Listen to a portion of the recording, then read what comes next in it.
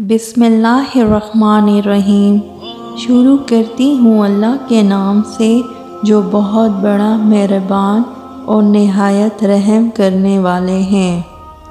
اے اللہ پاک، جو زندگی گزر گئی اس پہ تیرا شکر ادا کرتے ہیں، جو زندگی باقی رہ گئی ہے اس پہ تیری رحمت کے طلبگار ہیں۔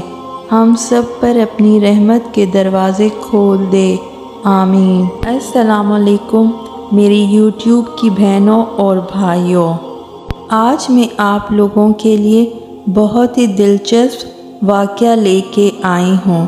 اس واقعے کی تفصیل بتانے سے پہلے آپ سے گزارش کروں گی، اگر آپ کو میرا چینل پسند آ رہا ہے تو اسے کائنڈلی سبسکرائب کر دیں، لائک کر دیں اور شیئر کرنا نہ بھولیے گا۔ جیسے کہ آپ سب کو تھم نیل سے پتہ چل گیا ہوگا کہ آج میں آپ کو یہودیوں کا بندر بننے کا واقعہ بتانے جا رہی ہوں۔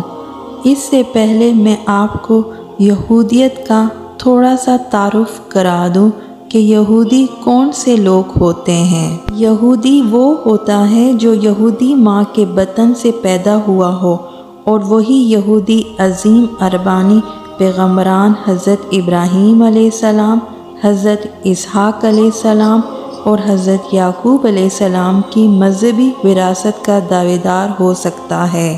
یہودی مذہب کی ابتدا حضرت ابراہیم علیہ السلام نے 1900 قبل مسیح میں اس وقت کی جب وہ اپنے آباء و اجداد کی سرزمین سے نقل مکانی کر کے مغرب کی جانب گئے۔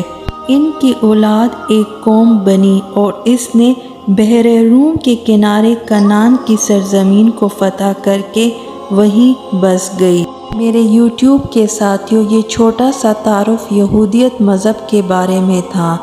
اب چلتے ہیں اس ویڈیو کے اہم حصے کی طرف کہ یہودیوں کا بندر بننے کا واقعہ در حقیقت اسلامی تاریخ میں کیا ہے۔ جیسے کہ اسلام میں جمعے کا دن عزت والا ہے، اسی طرح عیسائیوں کے لیے اتوار اور ہندوؤں کے لیے منگل، اور اسی طرح یہودیوں کے لیے ہفتے کا دن محترم تھا۔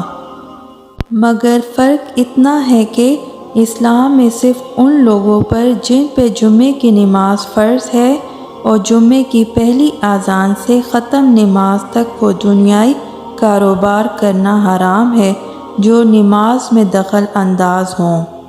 عورتیں، بچے، مسافر اور بیمار لوگ اس حکم سے علیحدہ ہیں کیونکہ ان پر جمعہ فرض نہیں ہے، لیکن یہودیوں اور عیسائیوں کے ہاں ان سارے دنوں میں دنیاوی کاروبار حرام تھے۔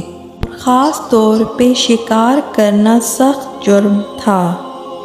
موسیٰ علیہ السلام کے بعد یہ واقعہ پیش آیا کہ بنی اسرائیل کی ایک جماعت بحر کلزم کے کنارے شہر ایلا میں رہتی تھی، جو مدینہ منورہ اور شام کے درمیان ہے۔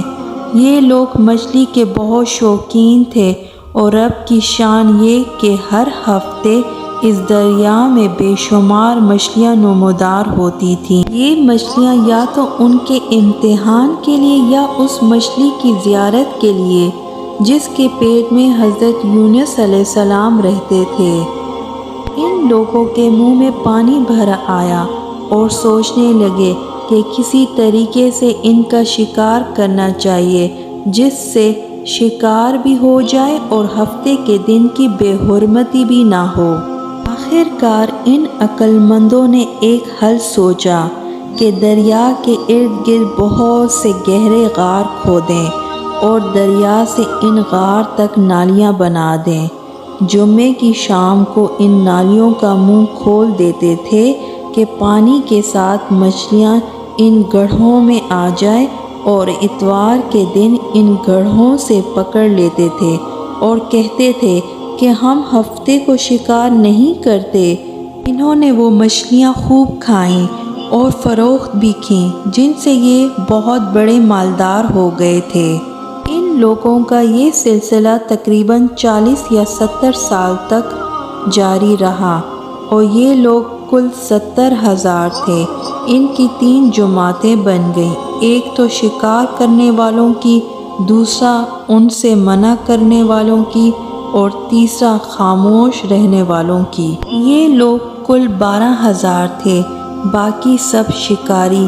جب شکاریوں نے ان کی نصیحت نہ مانی تو انہوں نے اپنے اور ان کے درمیان ایک دیوار بنا کر شہر کے 2 حصے بنا دیے اور کہا کہ ہم ان کے ساتھ نہیں رہیں گے کہ ہم پر عذاب نہ آ جائے۔ یہ سلسلہ چلتا رہا یہاں تک کہ حضرت داؤد علیہ السلام کا زمانہ آ گیا۔ آپ صلی اللہ علیہ وسلم نے ان کو شکار کرنے سے منع کیا اور فرمایا، اے بیوقوفو، قید کرنا ہی تو شکار ہے۔ حضرت داؤد علیہ السلام نے ان شکاریوں کو ایک مثال بھی دی۔ آپ نے فرمایا، بیوقوفو، جیسے کوئی ہرن کو جال میں پھانس لے، اس نے شکار کر لیا، کھائے یا نہ کھائے، اور کھائے تو آج ہی کھائے یا کبھی دوسرے وقت میں۔ ہفتے کے دن تمہیں شکار کی ممانعت ہے، نہ کہ فقط ہاتھ میں پکڑنے کی یا کھانے کی۔ آپ صلی اللہ علیہ وسلم نے مزید فرمایا، اس سے باز آ جاؤ ورنہ عذاب میں گرفتار ہو جاؤ گے۔ آگے سے شکاریوں نے جواب دیا کہ ہم تو بہت عرصے سے یہ کام کر رہے ہیں، اگر یہ برا کام ہوتا تو اب تک ہم کو امن کیوں ملتا؟ تب حضرت داؤد علیہ السلام نے یہ دعا فرمائی جس سے رب کا غضب آ گیا، اور رات ہی رات میں یہ سب کے سب بندر بن گئے، اور ان میں نوجوان لوگ بندر اور بوڑھے لوگ سور بنا دیے گئے۔ ان کی عقل اور حواس تو باقی رہی، مگر بولنے کی قوت جاتی رہی اور جسموں سے سخت بدبو نکلنے لگی۔ صبح ہوتی ہے تو محلے کے لوگوں نے دیکھا کہ نہ تو اس محلے سے کوئی آدمی آتا ہے اور نہ ہی کوئی آواز، نہ ہی کوئی دھواں وغیرہ نکلتا ہے، تو یہ دیواروں پہ چڑھ کے ان کے گھروں میں داخل ہو گئے، اور وہ بندر ان کو دیکھ کر ان کی طرف دوڑے اور ان کے قدموں سے لپٹنے لگے اور ان کے کپڑے سونگھتے رہے اور روتے تھے۔ ان لوگوں نے کہا، کیا ہم نے تمہیں شکار کرنے سے منع نہ کیا تھا؟ وہ بندر سر ہلاتے اور آنسو ان کے رخساروں پر بہتے تھے۔ اس حال میں ان کو 3 روز گزرے اور بالآخر ان کو ہلاک کر دیا گیا۔ ان لوگوں میں کوئی بھی نہیں بچا اور نہ ہی ان کی نسل چلی۔ لوگوں میں یہ مشہور ہے کہ موجودہ بندر انہی کی نسل میں سے ہیں، لیکن یہ بات غلط ہے۔ ان سے پہلے بھی بندر تھے اور یہ موجودہ بندر ان سے پہلے بندروں کی اولاد ہی میں سے ہے، کیونکہ صحیح روایت میں یہ ہے کہ کوئی بھی مسخ شدہ قوم 3 دن سے زیادہ نہیں جیتی، نہ کھاتی ہے، نہ پیتی ہے، اور نہ ہی ان کی نسل چلتی ہے۔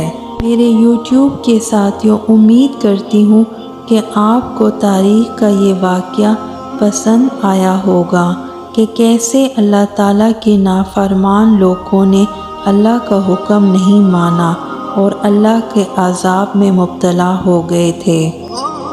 آنے سے پہلے آئیں ہم سب مل کے دعا کریں کہ اللہ تعالیٰ ہماری زندگیوں میں آسانیاں پیدا کرے اور ہماری مشکلوں کو دور فرمائے اور اسلام پہ چلنے کی ہمیں قوت عطا فرمائے۔ آمین۔